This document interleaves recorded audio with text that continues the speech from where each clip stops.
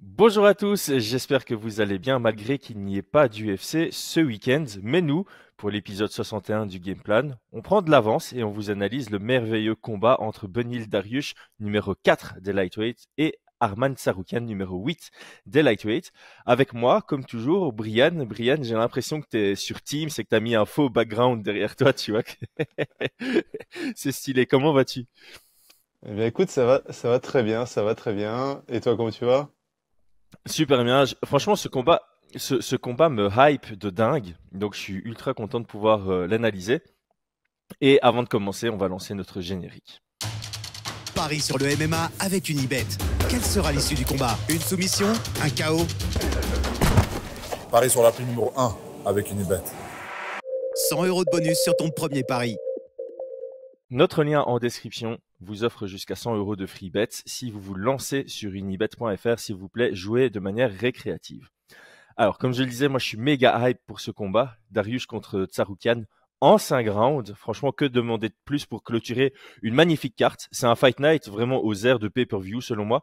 Si tu mets un title shot à la fin, en plus tu rajoutes un combat pour le titre, ça ressemble vraiment à un beau pay-per-view en plus. Je sais pas si tu as vu les cotes de paris sur unibet.fr, mais moi je suis assez choqué. Eh bien non, j'ai pas encore regardé les cotes. J'attendais de savoir avec toi. Pourquoi tu es choqué? Alors, attends, on va faire dans un autre ordre que d'habitude. Selon moi, c'est un 55-45 pour Tsarukyan. Ok. Quelle serait ta cote à toi? 50-50. Voire Mhm. petit Bah avantage voilà. Darius. Oh, tu vas être plus choqué que moi encore. Tsaroukian est à 1,39. Dariush est à 2,73. On est donc sur un 70-30 à l'avantage de Tsaroukian. Et moi, je vais te poser une multitude de questions, mais enfin, si toi, tu es plus sur le 50-50, tu seras comme moi assez choqué. Je me demande si c'est parce que c'est un 5 rounds et on a l'impression que Dariush fatigue assez vite dans ses combats, ou bien ce sera à cause de l'inconnu de ce à quoi va ressembler Dariush après sa dure défaite contre Oliveira. Son âge, je sais pas pourquoi les cotes sont aussi disparates et autant à l'avantage de Tsarukyan, sans vouloir manquer de respect à Tsarukyan. J'ai l'impression qu'on manque beaucoup de respect à Dariush en mettant en 70-30 pour Tsarukyan. À combien ça a ouvert les cotes? À combien ça a ouvert Je vais Parce aller que je regarder pensais que ça. c'était... Je vais Ouais, aller regarder. ouais. Pour moi, ça avait ouvert beaucoup plus serré, quoi. Mais en tout Arman cas, a oui. ouvert à moins Le- 188. Vas-y. Attends, Arman a ouvert à moins 188, ce qui correspond à 1,53, ce qui correspond à un 60, ouais, 62%, entre 60 et 65% pour Purée. Tsarukyan. Donc l'argent est rentré sur Tsarukyan Ah alors ouais, qu'il est non, je ouvert quand suis même en favori modéré. bien. Ah ouais, je pensais pas autant, hein. Franchement, je ne pensais pas autant. Peut-être que la défaite de Darius, peut-être que son âge et son cardio, mais je reste quand même très très étonné, hein. Très étonné, et je vous expliquerai pourquoi, hein. Ouais. Ouais, ben justement, on va d'abord mettre le contexte sur les runs récents des deux combattants, et puis on va, comme d'habitude, suivre le fil conducteur de nos podcasts, donc force et faiblesse de chaque combattant, les game plans que nous on mettrait en place, et on finira sur les pronos et les préférences. Donc Benil Dariush, 22 victoires, 5 défaites, une égalité en professionnel. Sur les 22 victoires, on en comptabilise 5 par KO, 8 par soumission, 9 à la décision. Ça fait longtemps qu'il est à l'UFC, 16 victoires, 5 défaites, une égalité à l'UFC. Et sur le run récent, bon, il avait combien 9 victoires d'affilée avant de rencontrer Charles Oliveira. Il était sur une belle série avec son spinning back fist contre Scott Holzman, une décision partagée dans la revanche avec Carlos Diego Ferreira, suivie de sa décision unanime contre Tony Ferguson et la très belle décision unanime contre Mateusz Gamrot, avant de se faire finaliser dans la première reprise par Charles Oliveira. Du côté de Arman Tsarukyan, on est à 20 victoires, 3 défaites. Il a que 27 ans. Ça, on va quand même le notifier. 8 victoires par KO, 5 par soumission, 7 à la décision. Ce sera son 10e combat à l'UFC, 7 victoires, 2 défaites. Et on va prendre son run depuis qu'il a battu Matt Frevola à la décision. Après ça, il a finalisé dans la première reprise Christos Giagos. Ensuite, il a fait preuve d'une violence effroyable contre Joel Alvarez qu'il finalise par ground and pound dans la deuxième reprise. Ensuite, c'est sa défaite en 5 rounds contre Mateusz Gamrot, incroyable combat également. Et puis là, il est sur 2 victoires d'affilée, une à la décision contre Damir Ismagulov et une par finalisation dans la 3e reprise contre Joaquim Silva. Il s'était fait surprendre dans la 2e reprise sur un check hook, si je me souviens bien, où il s'était fait sonner. On en avait discuté après le combat. Donc voilà pour les runs récents des 2 combattants. Je propose qu'on commence par établir le profil sportif du côté de Dariush. Alors, Beneil Dariush, comment moi je le présenterais? Pour moi, c'est un grappleur striker. Je le présenterais vraiment comme ça. Dans ses combats, il va choisir une des 2 dimensions et y aller. Et s'il arrive à maintenir la dimension où il pense être le meilleur, c'est là où il gagne. Donc c'est comme ça que je le définirais. Il n'a pas forcément c'est un très très bon lutteur, mais c'est pas du tout son background. Par contre, en termes de grappling, en termes de finish et tout, je définirais comme ça. Hmm. J'aime beaucoup la simplicité avec laquelle on peut le définir. Et c'est peut-être pour ça, selon moi, qu'on lui manque de respect très souvent d'ailleurs dans les codes de Paris, puisqu'il me semble, mais alors là j'ai peut-être une bêtise, mais qu'il avait un palmarès positif quand il était underdog, et genre un truc choquant, genre il a 5-1, 5 victoires, 1 défaite en tant que underdog. Euh, Parce qu'il n'a pas un style surprenant ou exceptionnel ou impressionnant. C'est quelqu'un qui est simple, méthodique, fonctionnel et efficace. Et qui sait comment gagner un combat, mais qui va rarement le faire avec un brin de folie, à part son spinning back fist contre Holtzman et le retournement de situation contre, comment s'appelle-t-il, Drakkar Klose. Il n'y a pas vraiment eu Mhm. de victoires qui sont absolument mémorables, même si au final, quand tu regardes son combat contre Gamrot ou quand tu regardes ses combats contre CDF, c'est vraiment chouette à regarder, je trouve. Mhm. Mais on n'a jamais parlé de lui, il ne sait pas se vendre non plus, le côté marketing autour de Non, Dariush est très faible, et c'est peut-être pour cette raison on le croit moins fort que ce qu'il est. Alors moi j'avais aussi noté un truc, c'est je pense, oui. la partie physique. Il a la main lourde, clairement, hein, quand il touche et qu'il touche bien, Ouais. ça fait mal. Et je pense qu'il a ce qu'on appelle le old man strength en grappling. Physiquement, t'as pas l'impression qu'il est fort, mais j'ai l'impression que voilà, s'il prend un grip, tu sens vraiment que le mec a une vraie force physique, et du coup, dans le grappling, ça peut vachement l'aider. Oui, il a une maturité musculaire, je pense. Ouais. Moi, j'ai rajouté que c'était un gaucher. Je pense que c'est quelque chose qui va être très très important, notamment dans ce combat. Et oui, je pense que c'est très simple sa vision du combat. Soit il grapple, soit il boxe tout simplement. Mais c'est un gars qui est très complet. Mm. Ouais, et puis il y a Donc c'est vrai que je te rejoins sur la simplicité. Ouais, et il y a cette expérience à haut niveau, je trouve qu'il fait beaucoup, puisque non seulement il a de l'expérience à haut niveau, mais la plupart du temps, il Mhm. gagne à haut niveau. Ça faisait longtemps qu'on ne l'avait plus vu perdre, hein. Sa dernière défaite avant Charles Oliveira, ça remonte à 2018, Alexander Hernandez, et enfin voilà, Beneil Dariush, c'est un produit qui a évolué avec le temps. On parle souvent de ce genre de combattants, comme justement Charles Oliveira ou Max Holloway, des gars qui sont arrivés relativement tôt dans leur carrière à l'UFC et qui ont été formés à la dure, et ça se ressent de par leur façon de combattre et de trouver un chemin vers la victoire dans la complexité du combat. Euh, Mm. sur les... Ah bah, Ouais, vas-y. p- pour en revenir à lui, contre Charles Oliveira, je me rappelle plus du tout, mais moi je le voyais pouvoir l'emporter, hein. C'était pas et on était nombreux à avoir Benel Dariush pouvoir l'emporter. Ouais. Donc non, non, c'est un très très bon client, hein. Ben, en fait, il était léger favori contre Charles Oliveira. Je vois sur Tapologie en tout cas que Beneil Dariush était donné léger favori, et je pense que c'était aussi Mm. mon pronostic. Je le voyais l'emporter contre Charles Oliveira, si je dis pas de bêtises. Sur les moins, parce qu'on aime bien aussi établir les forces et faiblesses, évidemment à ce niveau-là, on parle de moins en moins de faiblesses, mais plutôt de patterns ou d'habitudes qui créent des ouvertures. Dans ce combat précis, je le considère comme un combattant moins actif que Tsarukyan en termes de volume, d'output, de proactivité dans le grappling et dans la recherche de la lutte. Et sur un combat qui pourrait perdurer, qui pourrait aller à la décision, il se pourrait que ce soit un défaut quand même assez notable. Et alors, ça c'est assez bizarre, mais quand je regarde ces combats, j'ai l'impression que sa défense debout est assez perméable, malgré que les statistiques sont largement OK, parce qu'il a 58% en striking defense, ce qui est plutôt pas mal. Mais quand je regarde ces combats, j'ai l'impression qu'il n'est pas si compliqué que ça à toucher en anglaise ou même avec des kicks. Je sais pas ce que tu en penses. Ouais, ben, moi je trouve que, en tout cas sur ses faiblesses, c'est pas quelque chose qui m'a sauté aux yeux. Alors bien évidemment, sur le combat contre son dernier combat, effectivement, il a été très perméable. Mais en tout cas, je trouve que c'est pas quelque chose qui saute aux yeux. Je trouve il reste hermétique, comme tu le dis. Et puis,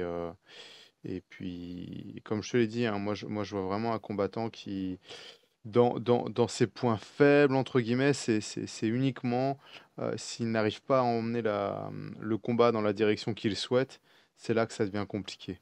C'est là où je pense que Tsaroukian aura ses chances, tu vois.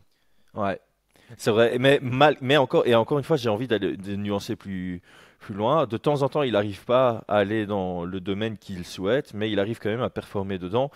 Pour reprendre cet exemple contre Drakkar Klose, bah, il a galéré debout, mais il a quand même trouvé son chemin vers la victoire. Et donc ça rejoint ma toute dernière note sur lui. Euh, il a un menton raisonnable, pas incroyable, mais raisonnable. Par contre, il a cette Ouais. capacité à combattre, que ce soit en étant sonné, il reste compétent en Mhm. étant sonné, et il est vraiment très très bon dans la fatigue. Euh, J'avais fait une blague, je sais plus si c'était encore ici ou sur la sueur, mais il me fait penser à mon frère il est bourré après avoir bu 2 bières, mais il est capable d'en boire 35 Mhm. derrière et être au même état de joyeuseté.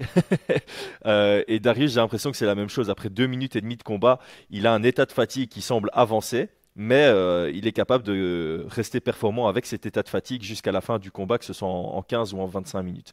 Euh, et donc voilà, ça, c'est toujours un truc, c'est visuel quoi. Tu as l'impression qu'il est fatigué, mais au final il est très performant dans la fatigue. Donc est-ce que c'est vraiment un défaut ou non? Je sais pas trop. Non, c'est sûr. Par contre, je me rappelle pas l'avoir vu plus de 3 rounds. Ouais, je suis d'accord. Au moment où j'ai dit que ce soit en 15 ou en Bon, 25 minutes, je me suis dit mince, il a jamais fait de mm, 5 grands. Enfin, dans les, il... ça fait partie aussi de ses points ouais. négatifs, enfin des points négatifs, c'est on ne sait pas ce qu'il vaut après 3 rounds.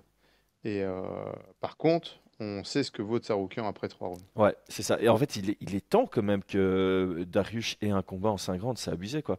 Le mec Bah est à oui. 16-5, il était sur une série, une super longue série de victoires avec des gros noms. Il a un combat contre Charles Oliveira, et encore une fois, je pense qu'on s'en plaint souvent, toi et moi. Benil Dariush Mhm. contre Charles Oliveira, ça aurait dû être prévu sur 5 rounds. Alors oui, ça Ouais. se termine au premier round, je sais, Mm. blablabla, mais ils auraient dû le prévoir sur 5. Bref, Je suis 100% d'accord avec toi. Et de toute façon, les approches sont toujours différentes entre un 3 rounds et un 5 rounds. Et ce qui peut peut-être expliquer aussi sa défaite, hein, à vouloir. Sur 3 rounds, il faut 2 rounds. Et si c'est pas le premier, il faudra le 2 et 3, donc tu es dans l'urgence. hmm, Et des fois, on a des rounds qui sont un peu des premiers rounds plus intensifs euh, en 3 rounds, alors que sur un 5 tu peux le laisser passer, tu vois. ouais, c'est clair. C'est clair. Et c'est ça qui sera Il y a, il y intéressant a- dans il ce y a un combat. autre, Ouais, vas-y. ouais, il y a un autre petit défaut que j'avais noté, c'est les sorties de clinch. On l'a vu contre Gamrot, il se prenait des belles droites en sortie de clinch. Donc Hmm. il défend relativement bien les tentatives de mise au sol, mais au moment où il casse entre guillemets le grip pour pouvoir s'échapper, là il a pris plusieurs frappes de Gamrot. Ça, c'était un autre point négatif que j'avais pu noter. Ah, c'est bien vu. Maintenant que tu le dis, ouais, c'est clair. Et en plus de ça, c'est vrai que bon, Benil Dariush, c'est le roi de l'underhook, je trouve, surtout de l'underhook défensif. On l'a vu contre Gamrot, il a utilisé ça à merveille. Et le défaut, c'est aussi qu'il est de temps en temps ultra réactif sur les défenses d'amener au sol. Je crois que Mhm. Gamrot, dans la deuxième reprise, il feinte une amenée au sol et t'as Benny de la Riche qui se viande sur un sprawl sur rien du tout, avec une main qui descend Ouais. directement. Donc il y a peut-être moyen aussi de travailler sur des feintes de takedown bien exécutées pour trouver une ouverture Mhm. en pied-point. Ça, c'est intéressant pour Tsaroukian. Parlons justement de Tsaroukian. Comment est-ce que tu définirais ce très jeune athlète déjà au top de la division? Alors, Tsaroukian, c'est vrai qu'il est vraiment très jeune, hein. C'est vraiment étonnant le niveau qu'il peut avoir à son jeune âge. Je le définirais, alors, c'est un terme, c'est un anglicisme, je le définirais comme un lutteur grinder, tu vois. Donc, grinder, c'est les gars qui travaillent, qui sont toujours en train de bosser et en train dans l'effort, en fait. Et donc, c'est vraiment une lutte qui va chercher à étouffer. C'est comme ça que je le vois. Et il a une progression qui se fait aussi je trouve, sur son striking. Il a des très bonnes jambes, mais il a peu de construction dans son striking.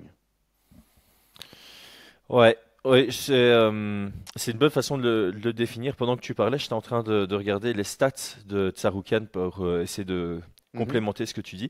Donc, il a une réussite sur ses takedowns de 36%. Et donc, quand on voit ça, on se dit, bah, c'est pas si terrible que ça. Mais comme tu le dis, c'est quelqu'un qui va au grind. Donc, c'est pas quelqu'un qui shoot pour obtenir son takedown. C'est quelqu'un qui shoot pour chaîner, pour fatiguer, pour changer la dynamique et qui va beaucoup, Étouffé. beaucoup, beaucoup shooter et qui va en réussir quelques-uns. Et en fait, quand tu regardes, il réussit 3,43 takedowns par 15 minutes. Donc, ça fait Mhm. un par round en moyenne, hein. Mhm. Ça veut dire qu'il en essaye 10 par 15 minutes. C'est énorme, hein. C'est énorme. Ça veut dire que, Ouais. bon, je fais un calcul rapide, mais grosso modo, toutes les minutes 20, il essaye un takedown, quoi. Toutes les 80 secondes, il y a un takedown qui est tenté par Tsaroukian. C'est ce que je disais sur la différence de volume et d'output dans toutes enfin, que ce soit debout, que ce soit en tentative d'amener au sol ou que ce soit en grappling. Tsaroukian me semble Mhm. être quelqu'un de plus actif, proactif et volumineux. Ouais. Et tu as vu son temps de contrôle aussi? Il a un très bon temps de contrôle. Donc, c'est un grinder qui cherche à mettre au sol. Une fois qu'il est au sol, il va contrôler l'adversaire, il va peser dessus, il va chercher à prendre le dos. S'il a réussi à mettre au sol, il ne va pas avoir de stratégie de grappling à vouloir passer la garde, prendre la monte, etc. Il va plutôt enfin se réfugier, c'est pas le bon terme, mais un peu à la Georges Saint-Pierre, se mettre dans la garde pour aller chercher le grand end pound, les coudes, ce genre de stratégie qui a très bien fonctionné à l'époque. Ouais, et ça, un point qui s'est vachement amélioré dans son jeu, je trouve, c'est sa capacité vraiment à être violent en grand and pound qu'on voyait pas en son début de carrière à l'UFC. Et là, on l'a vu Mm. contre Joel Alvarez, contre Joaquim Silva, même contre Ismagulov. Il commence à vraiment être très actif dans son grand and pound, ce qui lui permet de pouvoir justement rester dans une garde sans que les gens disent ouais, il faudrait les relever ou quoi. Je pense qu'il n'y a jamais eu un moment dans les combats de Tsaroukian où on s'est dit bah, il faudrait que l'arbitre avertisse. D'activité parce qu'il cherche tout le temps cette activité. En fait, c'est intelligent ce qu'il fait parce que la garde et la demi-garde sont en soi les positions en MMA les plus faciles à conserver euh, pour garder quelqu'un sur son dos. Et le fait d'avoir Mhm. travaillé un jeu actif, ça lui permet de pouvoir être dans ces positions et de les maintenir sur beaucoup de temps de contrôle. Là, je vais prendre deux exemples, mais contre Damir Ismagulov, ça va à la décision en 3 rounds. Il a 9 minutes 25 de contrôle avec 7 amenés au sol réussis sur 21. Je sais pas si on se rend compte, mais contre Ismagulov, il a tenté 21 takedowns sur 15 minutes. Il en a réussi 7 et ça lui a permis d'avoir 9 minutes 25 de contrôle. C'est énorme. Et j'ai pris un autre au hasard, c'est Matt Frevola, comme ça les francophones font le lien Ouais. avec Benoît Saint-Denis qui vient de le battre. Là, il y a 10 takedowns réussis sur 12 essayés. Donc là, il y a un pourcentage de réussite qui est très élevé, 83%. Et il y a 8 minutes 24 de contrôle. Donc Énorme. il laisse aucun espace.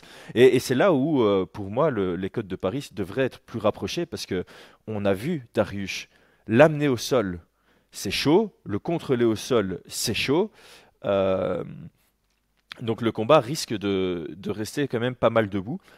Et je trouve que autant le... Comment j'expliquerais ça?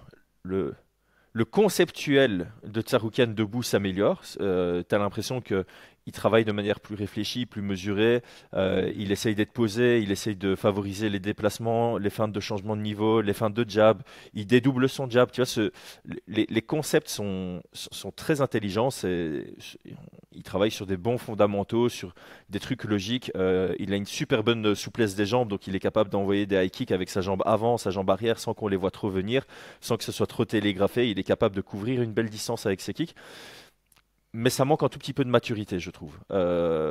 Son pied-point n'est pas encore un produit fini, c'est un produit en phase de développement, et donc ce sera moins efficace, selon moi, que le jeu de Beneil Dariush debout. Je sais pas, ça c'est ma question pour toi, c'est est-ce que tu penses que ça va beaucoup lutter? Si ça lutte beaucoup, est-ce qu'il y en a un qui prend l'avantage, ou étant donné que la lutte risque vraiment de s'annuler, on risque plutôt d'avoir un combat qui prend majoritairement place au clinch et en pied-point? Ben, écoute, tu me poses la question, mais c'est, je pense, la grande question une fois qu'on a fait l'analyse. Pour moi, il y a deux chemins. Je peux voir ce combat partir sur deux directions. La première, c'est d'avoir un Tsarukyan qui va vouloir shooter et donc vraiment lutter dans le premier round. Et, et donc, ça risque de beaucoup lutter, d'avoir beaucoup de défense, comme tu l'as dit, du côté de Dariush. Par contre, je verrais bien aussi un scénario avec un Tsarukyan qui veut se tester un peu en striking sur le premier round, qui sait que Dariush est très bon pour défendre les amener au sol et qui va vouloir créer un peu d'incertitude debout avant de rentrer, tu vois. Hmm, Je pourrais voir aussi ce scénario-là arriver. hmm. Donc, comme on l'a déjà vu entre deux très bons grappleurs, ils préfèrent se tester debout. On pourrait aussi avoir ce type de scénario. Ouais. Ah, c'est vraiment la grosse inconnue de ce combat. Et c'est peut-être pour ça que je suis aussi hype. C'est parce que je vais rentrer en tant que spectateur dans le combat en n'ayant aucune idée des stratégies des deux, ni même Mm. la moindre idée de ce que ça va donner au moment où ça rentre en lutte. Est-ce qu'il y en a un qui va Mm. savoir s'imposer? Ouais, ce combat est vraiment exceptionnel sur papier parce qu'il est très très compliqué à analyser et je pense que c'est pour ça que autant toi que moi, on s'est rapproché du 50-50 sans être influencé par les codes de Paris qui sont peut-être un peu plus noirs et blancs et qui disent ok, Tsarukyan va gagner. Et je me pose vraiment la question de si le combat avait été prévu en 3 rounds, si, si ça aurait été une énorme différence. Euh, je propose qu'on passe au. Ouais, c'est vrai. Vas-y. Non, je suis d'accord. Sur le 3 rounds, je me pose aussi la question. Mais c'est vrai qu'après, moi, quand j'essaie de faire ce type d'analyse, je regarde que les combats et j'essaie de pas trop faire des prédictions en fonction de est-ce qu'il arrivera fatigué ou est-ce qu'il est sur le déclin, tu vois? Mm. Parce que c'est pas aussi net que ça dans la réalité, tu vois? Ouais, et puis comme tu l'as Donc, très bien dit sur Twitter par rapport à Yunusov quand on parlait de sa décision, hein, il y a des éléments qu'on ne connaît pas et hmm, ça vaut autant sur comment le combattant rentre dans la cage que sur quel a été le training ouais. camp du combattant. Est-ce qu'on aura sa version à Ah 100%? oui. Et donc on peut analyser comme on veut. Il y a toujours des inconnus qui pourraient nous donner Hmm. super tort, quoi. Ça se trouve, là, il y en a un des deux qui va rentrer ultra malade dans la cage, qui sera fatigué après 1 minute 30. Et voilà, ce sont des choses que nous, on ne contrôle absolument Hmm, pas en hmm, hmm. regardant uniquement les combats. Je propose qu'on passe à la partie game plan de part et d'autre. Commençons par le game plan de Tsarukyan. Pour une fois, je vais donner ce que moi j'ai établi et puis tu vas me donner ton avis. Donc, Vas-y. comme je le disais, la grosse différence entre les deux, c'est sur l'output. Il y en a un qui est un peu plus sur la réserve et qui va plus essayer d'envoyer très peu de déchets et toucher un maximum. Ça, c'est plutôt Dariush. Du côté de Tsarukyan, bah, comme on le voit sur ses statistiques de takedown, c'est quelqu'un qui va envoyer beaucoup de volume, que ce soit en pied-point ou en tentative d'amener au sol. Et il se dit, bah, j'envoie tellement que s'il y a un faible pourcentage qui touche, je vais toucher beaucoup sur l'ensemble. Et ici, sur un combat en 5 rounds, avec deux mecs durables et difficiles à finaliser, je peux vraiment voir une décision. Pour moi, c'est là-dessus où je mettrai ma pièce, enfin ma petite unité, c'est sur un combat qui va à la décision ou qui dépasse 3,5 rounds. Pour Tsarukyan, il doit penser du coup décision. Je crois qu'il est capable de tenir un haut volume de jeu sur 25 minutes. On l'a déjà vu. Et donc je pense que la base de sa stratégie, c'est envoyer beaucoup d'informations, fatiguer Beneil Dariush mentalement et montrer qu'il est super actif pour peut-être altérer aussi la vision des juges parce que c'est très difficile pour un juge de euh, scorer quand les touches sont à égalité. Tu vas toujours pencher un peu du côté du gars qui a envoyé plus par le fait que tu as l'impression qu'il aura touché plus. Je pense que quand tu regardes la dernière défaite de Dariush contre Charles Oliveira, ben, ça part d'un high kick qui a été set up sur de l'anglaise. C'est quelque chose que Tsarukyan est complètement capable de faire de par sa souplesse dans les jambes. Donc je pense qu'il doit avoir des combinaisons qui partent de son anglaise et qui viennent cacher un kick. Il peut aussi travailler sur des changements de niveau pour envoyer des kicks ou pour envoyer des combinaisons en anglaise sur base de la réactivité défensive de Dariush qui vient beaucoup chercher le underhook. Et comme je le disais, frustré avec des feintes et des sorties parce que Dariush c'est quelqu'un qui aime bien le contre synchronisé aussi. Donc il va être réactif sur les contres, sur les feintes. Si tu feintes et que tu sors et que Dariush frappe dans le vent, bah, d'un côté ça va le frustrer et de deux ça va le rendre plus attentif sur les contres et c'est ça qui va te permettre de rentrer tes frappes après sans devoir avoir peur du contre. Ouais, ouais. Écoute, moi je vais te dire, je te rejoins, hein, je te rejoins vraiment sur tout ça. Je pense aussi qu'il faut le réfléchir à la décision. Donc moi c'est ce que j'avais marqué. Donc dans ma stratégie, j'avais mis mettre sous pression. Je pense que c'est quelque chose que Darius n'aime pas trop et on l'a vu face à Oliveira, hein, il était aussi mis sous pression, proche de la cage avant de se faire éteindre. Je pense qu'il faut qu'il évite un peu le scramble. Je pense qu'il doit fatiguer. S'il choisit de mettre Darius au sol, il doit le fatiguer physiquement en luttant et en mettant du poids, mais il doit vraiment garder ses positions parce que dans le scramble, je pense que Darius est quand même très très bon. Mm. Comme je l'avais abordé, je pense qu'il faut qu'il soit prêt en sortie de clinch.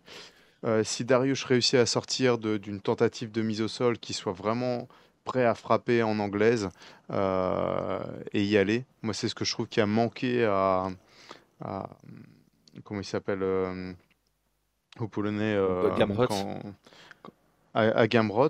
Je trouve qu'il a frappé une fois, puis il est sorti, alors qu'il y avait vraiment des ouvertures. Et alors, cette décision, je pense qu'il devrait réfléchir à prendre, par exemple, le round 1, laisser passer le 2 et prendre le 3 et 4. Mm. Euh, Voire 3, 4, 5 s'il faut, mais je pense qu'il aura besoin d'avoir un round qui doit laisser passer. Mm.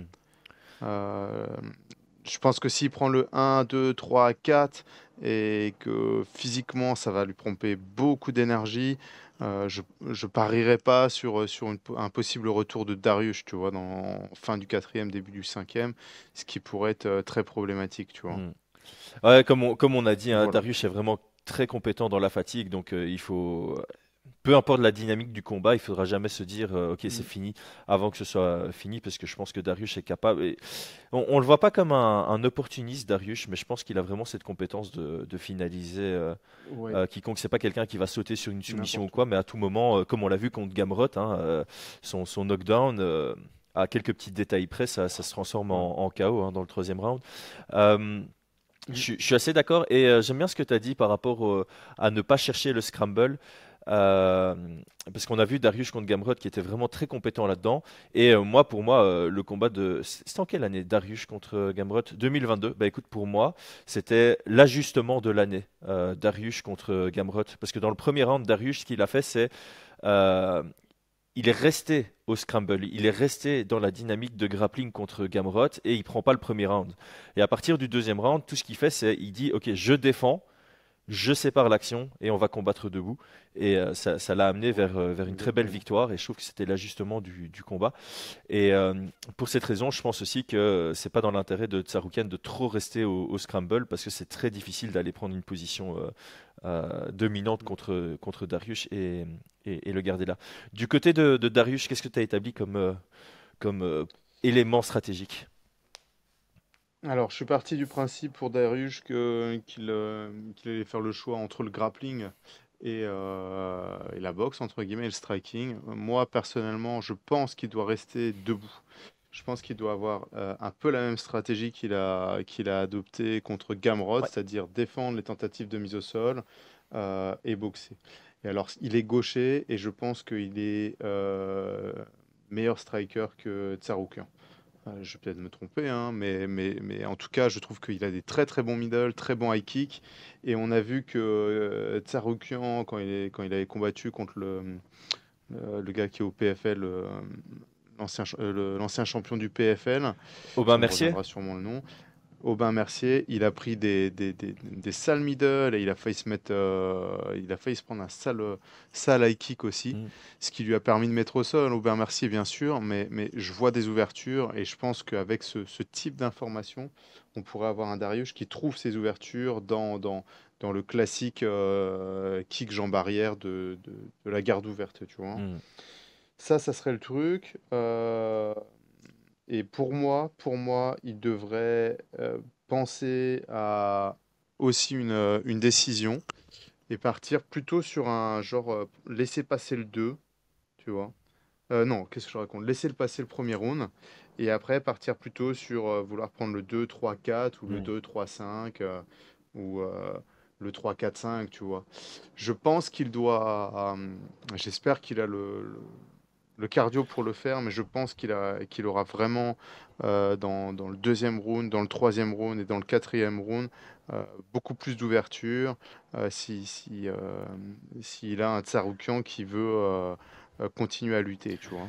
Ah, ouais, Darius, c'est quelqu'un qui me paraît très intelligent, hein. Donc je le vois pas venir dans ce combat mal préparé. Donc je pense qu'il sera capable de tenir les 5 rounds à une intensité telle qu'il l'aura anticipé contre Tsarukyan et qui serait capable de prendre les derniers rounds si cela s'avère nécessaire. Et je suis assez d'accord avec toi sur le fait que il doit pas spécialement tout donner pour prendre le premier, surtout face à un Tsarukyan qui risque de commencer fort. Et il pourrait très bien avoir dans Mm. la stratégie de se dire justement qu'il sera plus compétent dans la fatigue que Tsarukyan et plutôt chercher les rounds suivants. Après, moi, je suis jamais très fan de se dire, ok, je dois prendre 3, 4, 5, parce que, bon, pour une raison X ou Y, tu mets un kick, tu glisses, Mm. tu te retrouves sur ton dos et l'autre, il vient juste te contrôler. Euh, j'aime bien l'idée de prendre au moins le deuxième et puis éventuellement laisser passer le 3 et aller chercher 4, 5. Euh, Mm. Moi, j'ai rien noté spécialement de plus que toi. J'avais aussi noté beaucoup travaillé sur les stratégies de garde ouverte en tant que gaucher, notamment avec la jambe arrière. Je me demande ce que ça donne si lui bosse à la cage, allez, clinch à la cage, lutte à la cage, utilise son body lock, sans pour autant vouloir chercher à amener au sol, mais fatigué, prendre du temps de contrôle, voir un peu ce que ça donne. Finalement, les combats que Tsarukyan a perdus, quand tu regardes statistiquement, bah, c'est quand lui se fait amener au sol davantage, quoi. Les deux combats où il s'est fait plus amener au sol, Exactement. bah, c'est là où il perd. Il se fait amener au sol 4 fois par Makhachev, il amène une seule fois au sol. Mm.